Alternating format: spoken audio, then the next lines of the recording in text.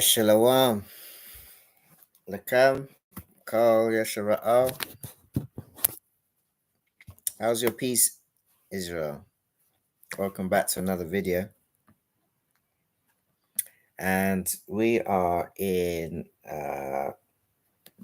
Book of Deuteronomy, chapter 6. And we're going to be picking up from where we left off. Because we're not allowed to have our head covered. Okay.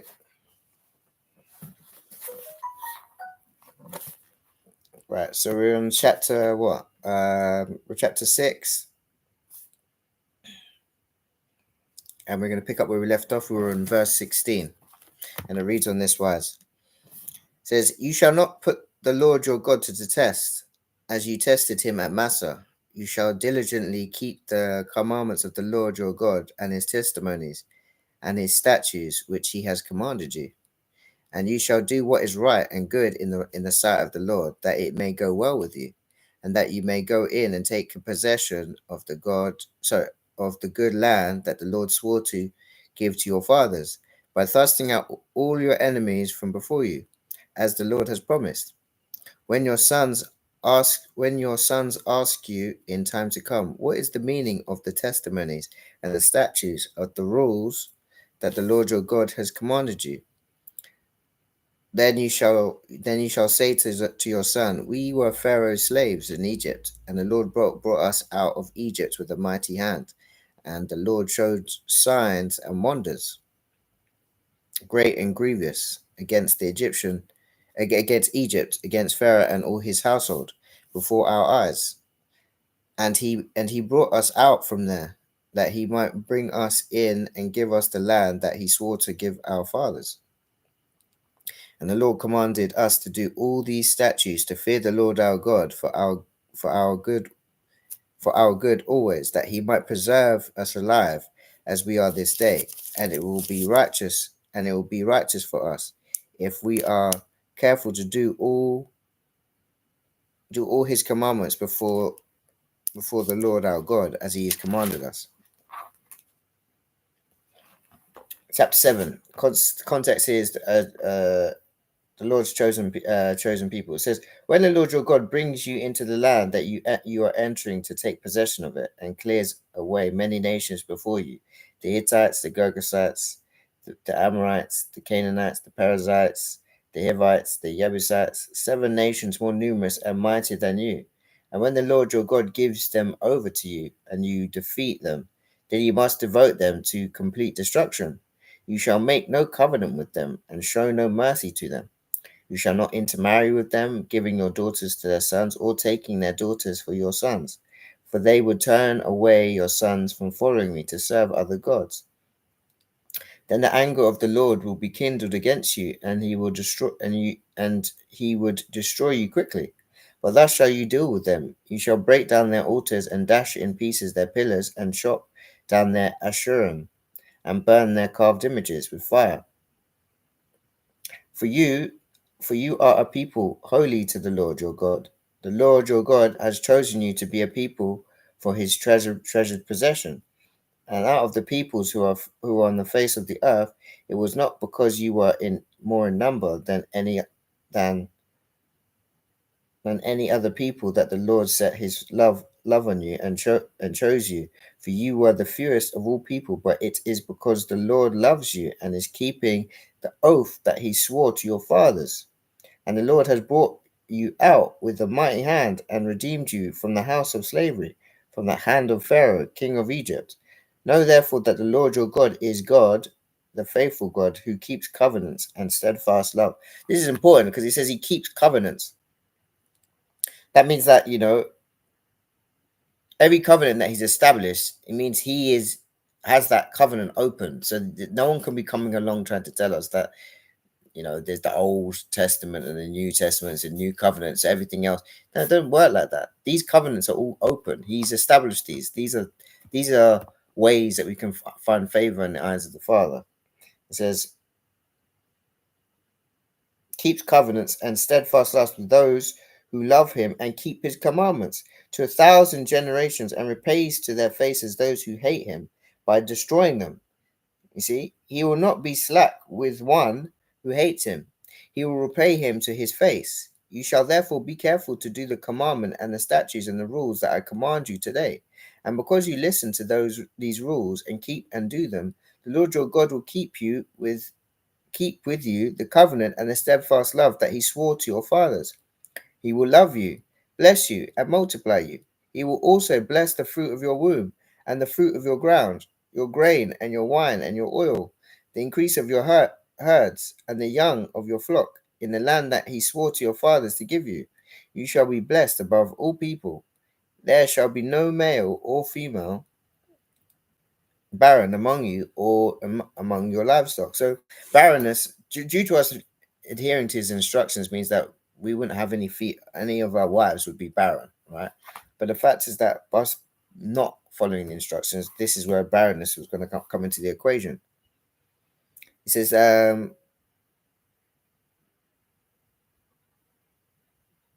the Lord will take away from you all sickness and none of the evil diseases of Egypt, which you knew will he afflict on you, but he will lay them on all who hate you, and you shall consume all the. So this is in our advantage, that when we adhere to the Father's instructions, he's going to plague the other nations.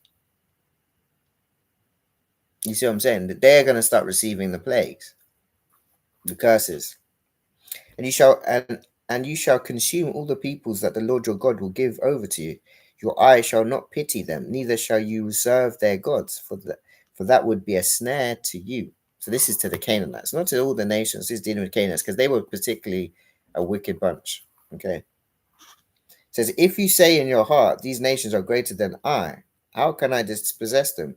You shall not be afraid of them, but you shall remember that the Lord your God did to what the Lord your God did to Pharaoh unto all Egypt, the great trials that your eyes saw, the signs, the wonders, the mighty hand, and the outstretched arm by which the Lord your God brought you out. So will the Lord your God do all the peoples of whom you are afraid. Moreover, the Lord your God will send hornets among them, until those who are left and hide themselves from you are destroyed. You shall not be in dread of them, for the Lord your God is in your midst, a great and awesome God. The Lord your God will clear away these nations before you, little by little. You may not make an end of them at once, lest the wild beasts grow too numerous for you. But the Lord your God will give them over to you and throw them into great confusion until they are destroyed, and he will give them kings into your hand, and you shall make their name perish from under the heaven. No one shall be able to stand against you until you have destroyed them. The carved images of their gods you shall burn with fire. You shall not covet the silver or the gold that is on them, or take it for yourselves, lest you be ensnared by it, for it is an abomination to the Lord your God. And you shall not bring an abominable thing into your house, and become devoted to destruction, like it. You shall utterly detest and abhor it, for it is devoted to destruction. Chapter 8. Remember the Lord your God. It says, the whole commandment that I command you today, you shall be careful to do, that you may live and multiply and go in and possess the land that the Lord swore to give to your fathers. And you shall remember the whole way that the Lord your God has led you these 40 years in the wilderness, that he might humble you, testing you to know that what was in your heart, whether you would keep his commandments or not. And he humbled you and let you hunger and fed you with manna, which you did not know, nor did your fathers know, that he might make you know that man does not live by bread alone, but man lives by every word that comes from the mouth of the Lord. Your clothing did not wear out on you, and your foot did not swell. 40 years. Know then in your heart that as a man disciplines his son, the Lord your God disciplines you. So you shall keep the commandments of the Lord your God by walking in his ways and by fearing him. For the Lord your God is bringing you into a good land, a land of brooks of water, of fountains and springs, flowing out in the valleys and hills, and a land of wheat and barley, of vines and fig trees and pomegranates, a land of olive trees and honey, a land in which you will eat bread without scarcity, in which you will lack nothing, a land whose stones are iron, and out of whose hills you can dig copper. And you shall eat and be full, and you shall bless the Lord your God for the good land he has given you. Take care lest you take care lest you forget the Lord your God by not keeping his commandments and his rules and his statutes, which I command you today. Lest when you have eaten and are full and have built good houses and live in them, and when your herds and flocks multiply and your silver and gold is multiplied and all that you have in is multiplied, then your heart be filled up, and you forget the Lord your God, who brought you out of the land of Egypt, out of the house of slavery, who led you through the great and terrifying wilderness, with its fiery serpents and scorpions and thirsty ground where there was no water, who brought you water out of the flinty rock, who fed you in the wilderness with manna that your fathers did not know, that he might humble you and test you, to do you good in the end. Beware lest you say in your heart, my power and the might of my hand have gotten me this wealth. Pride comes into it, yeah. You shall remember the Lord your God, for it is he who gives you power to get wealth, that he may confirm his covenant, that he swore to your fathers, as it is this day. And if you forget the Lord your God and go after other gods and serve them and worship them, I solemnly warn you today that you shall surely perish.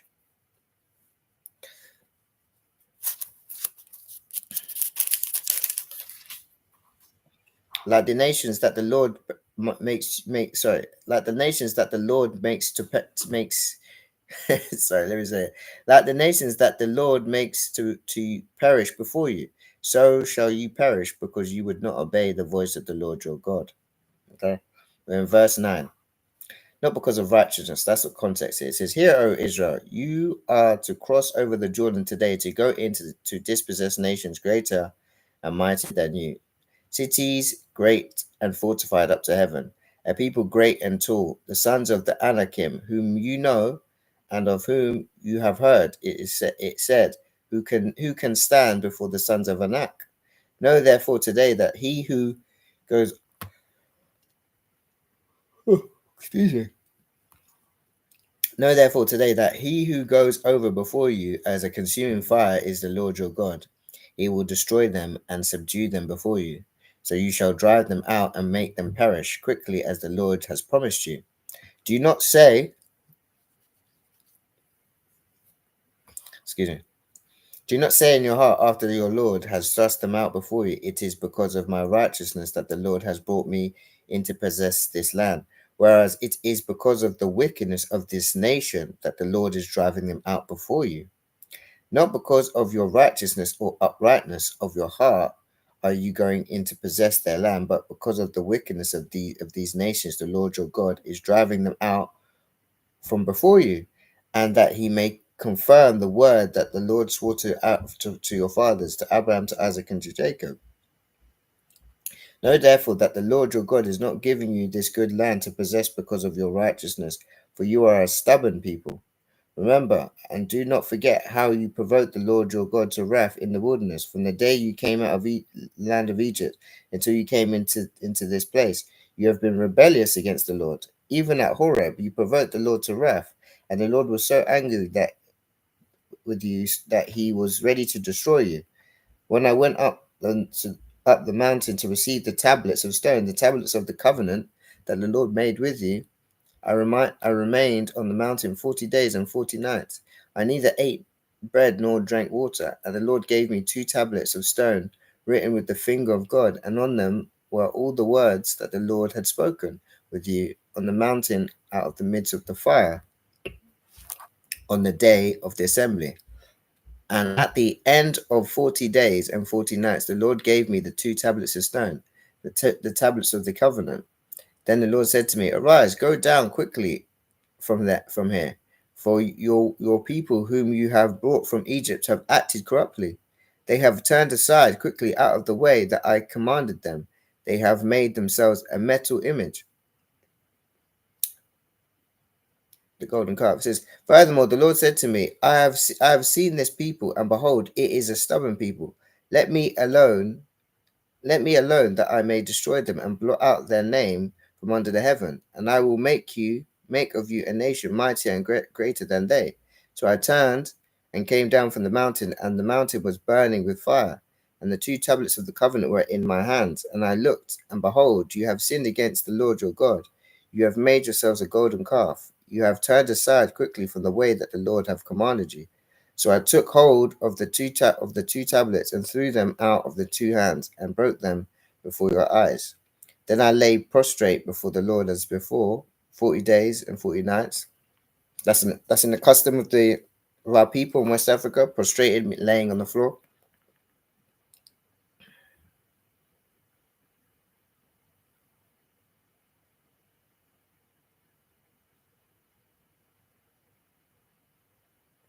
I neither ate bread nor drank water, because all of the sin that you had committed in doing what was evil in the sight of the Lord, to provoke him to anger. For I was afraid of the anger and hot displeasure that the Lord bore against you, so that he was ready to destroy you.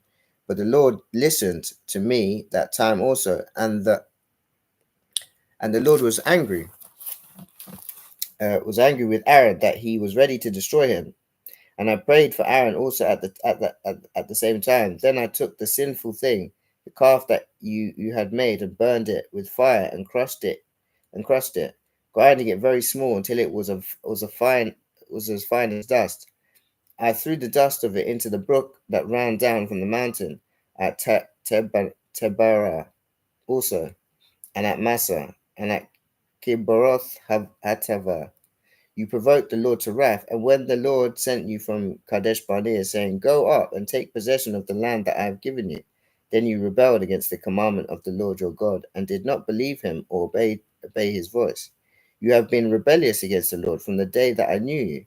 So I lay prostrate before the Lord for these 40 days and 40 nights, because the Lord had said he would destroy you. I prayed to the Lord, O Lord God, do not destroy your people and your heritage, whom you have redeemed through your generations, whom you have brought out of Egypt with a mighty hand. Remember your servant Abraham, Isaac, and Jacob. Do not regard the wickedness of this people or the wickedness of their sin, lest the land from which you brought us say, because the Lord was not able to bring them into the land he promised them, and because he hated them, he has brought them out to put them to death in the wilderness. For they for they are for they are your people and your heritage, whom you brought out by your great power and by your outstretched arm. Chapter 10. New tablets of stone. At that time the Lord said to me, cut for yourself 2 tablets of stone like the first, and come up to me on the mountain, and make an ark of wood, and I'll write on the tablets the words that were on the first tablets that you broke, and you shall put them in the ark. So I made an ark of acacia wood, and cut 2 tablets of stone like the first. I went up the mountain with the 2 tablets in my hand, and he wrote on the tablets in the same writing as before, the 10 Commandments the Lord had spoken to you in, on the mountain out of the midst of the fire on the day of the assembly. And the Lord gave them to me. Then I turned and came down from the mountain and put the tablets in the ark that I had made, and there they are, as the Lord commanded me. The people of Israel journeyed from Baroth Bane Yakan to Mozerah. There Aaron died, and there he was buried, and his son Eleazar ministered as priest in his place. From there they journeyed to Gudgoda, from Gudgoda to Yotbathar, a land with brooks of water. At that time the Lord set apart the tribe of Levi to carry the ark of the covenant of the Lord, to stand before the Lord, to minister to him, and to bless in his name to this day. Therefore Levi has no portion of inheritance with his brothers. The Lord is his inheritance, as the Lord your God said to him. I myself stayed on the mountain as at the first time, 40 days and 40 nights, and the Lord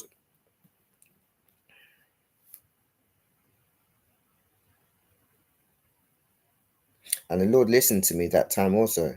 The Lord was unwilling to destroy you, and the Lord said to me, Arise, go on your journey at the head of the people, so that they may go in and possess the land which I swore to their fathers to give them. Concept here is circumcise your heart. It says, and now Israel, what does the Lord your God require of you, but to fear the Lord your God, to walk in all his ways, to love him, to serve to serve the to serve the Lord your to serve the Lord your God with all your heart and with all your soul, and to keep the commandments and statutes of the Lord which I am commanding you today for your good. Behold, to the Lord your God belong heaven and the heaven of heavens, the earth with all that is in it. Yet the Lord set his heart in love on your fathers, and chose their offspring after them, you above all peoples, as you are this day. Circumcise therefore the foreskin of your heart, and be no longer stubborn, for the Lord your God is God of gods and Lord of lords, the mighty, and the awesome God, who is not partial and takes no bribe. He executes justice for the fatherless and the widow, and loves the sojourner, giving him food and clothing. Love the sojourner, therefore, for you were sojourners in the land of Egypt. You shall fear the Lord your God. You shall serve him and hold fast to him, and by his name you shall swear. He is your praise. He is your God, who has done for you these great and terrifying things that your eyes have seen. Your fathers went down to Egypt, 70 persons, and now your God has made you as numerous as the stars of heaven. Chapter 11. We're going to keep going through the Spirit. Says, You shall therefore love the Lord your God, and keep his charge and his statutes, his rules, his commandments always. And consider today, since I am not speaking to your children who have not known or seen it, consider the discipline of the Lord your God, his greatness, his mighty hand, and his outstretched arm, his signs and his deeds that he did in Egypt, to Pharaoh the king of Egypt, and to all his land, what he did to the army of Egypt, to the horses and to their chariots, how he made the water of the Red Sea flow over them as they pursued after you, and how the Lord has destroyed them to this day, and what he did to you in the wilderness until you came to this place, and what he did to Dathan and Abiram, the sons of Eliab, son of Reuben, how the earth opened its mouth and swallowed them up with their households, their tents, and every living thing that followed them in the midst of all Israel. For your eyes have seen all the great work of the Lord that he did. You shall therefore keep the whole commandment that I command you today. How many times is the Father going to say this? It's all through the narrative. Is that we're supposed to keep his commandments.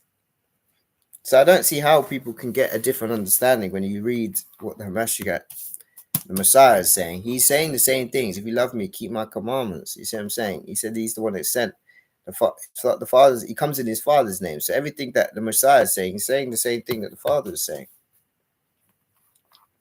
He said, You shall therefore keep the whole commandment that I command you today, that you may be strong and go in and take possession of the land that you are going over to possess, and that you may live long in the land that the Lord swore to your fathers, to give to them and to your offspring, a land flowing with milk and honey.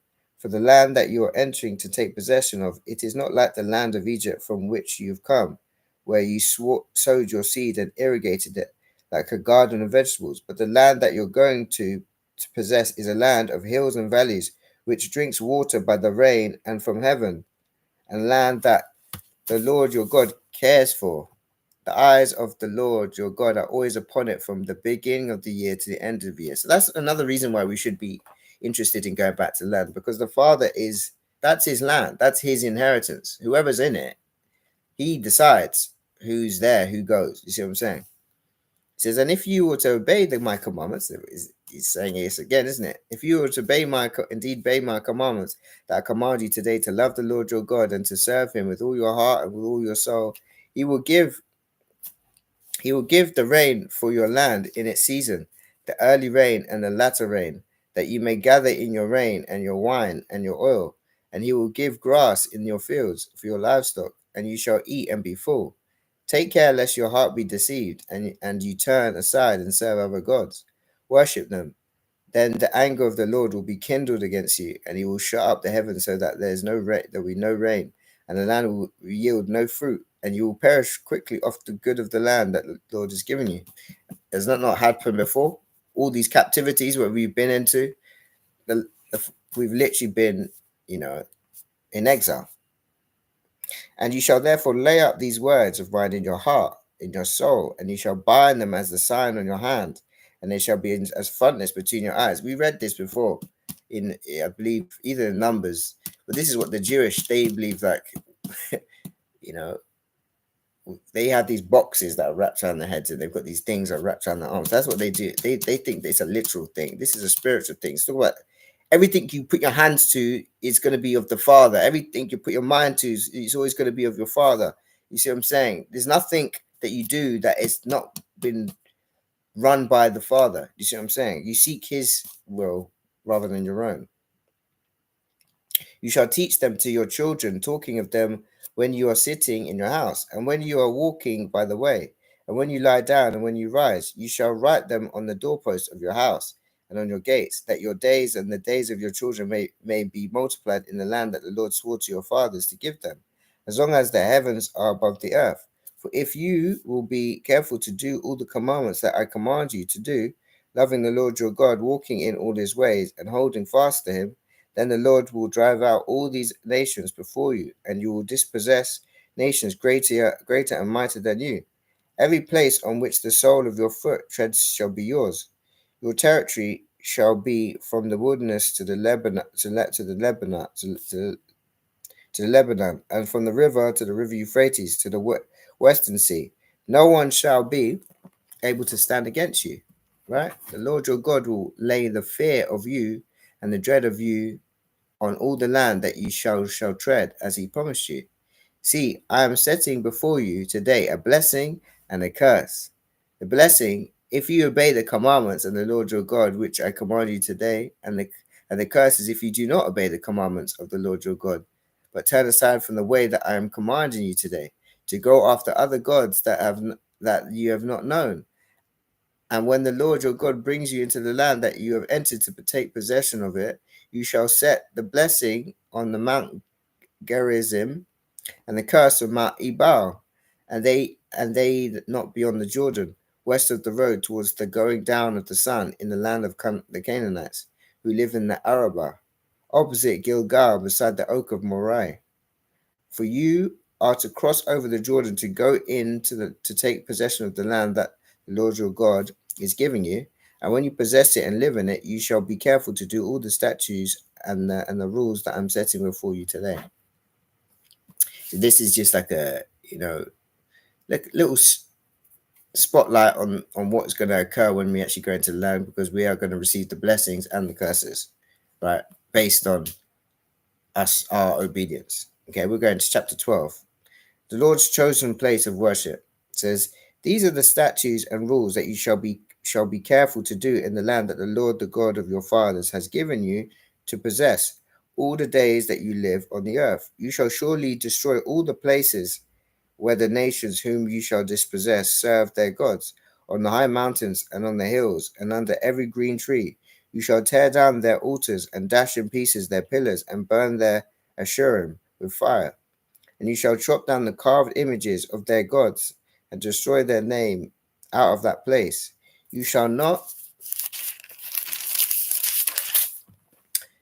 worship the Lord your God in that way, but you shall seek the place that the Lord God will choose out of all your tribes to put his name and make his habitation there. That's typically what we class as Mount Zion, Telerad Temple. Anyone who searches that during your own time, that's the tabernacle of David. That's where Hamashiach is going to reign. That's where the Father's placed his name.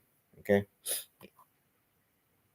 It says, there you shall go, and there you shall bring your burnt offerings and your sacrifices, your tithes, and the contribution that you present, your vow offerings, your freewill offerings, and the firstborn of your herd and your flock. And there you shall eat before the Lord your God, and you shall rejoice, you and your household, in all that you undertake, in which the Lord your God has blessed you. And you shall not do according to all that we are doing here today, everyone doing whatever is right in his own eyes, for you have not for you have not as yet come to the rest and to the inheritance that the Lord your God is giving you. But when you go over the Jordan and live in the land that the Lord your God is giving you to inherit, when he gives you rest from all your enemies around, so that you live in safety, then to the place that the Lord your God will choose to make his name dwell there you shall bring all that I command you, your burnt offerings, your sacrifices, your tithes, and the contributions that your priests your contribution that you present, and all your finest vow offerings that you vow to the Lord, and you shall rejoice before the Lord your God, you and your sons and your daughters and your male servants and your female servants and the Levite that is within your towns, since he has no portion of inheritance with you. Take care that you do not offer your burnt offerings at any place that you see, but at the place that the Lord will choose in one of your tribes. There you shall offer your burnt offerings, and there you shall do all that I commanded you. So it's this only just to reinforce the fact that what Jeroboam was doing back in the kingdom split was going against this particular instruction here, is that there was only one place where the Father placed his name, and that was the only place that you were supposed to go and do any form of ordinances. Any priest and all this sort of stuff was, they were only supposed to operate in the tabernacle that the Father had set up. There was only one. So all these churches and all this sort of stuff that people typically have, and they try to you know tried to make it as if that's what the Father hasn't placed his name there. There's only one place he's placed his name. Don't get me wrong. In the New Testament, it does talk about like certain churches that were established through Peter. That's absolutely fine. If Peter has established those churches, he said, "Whatever you bind on earth will be bound in heaven." You see what I'm saying? So one would need to go and find out those churches that he's bound, not these ones that you talk about here in all these different lands of captivity. You would have to have a lot of evidence to prove that this specific church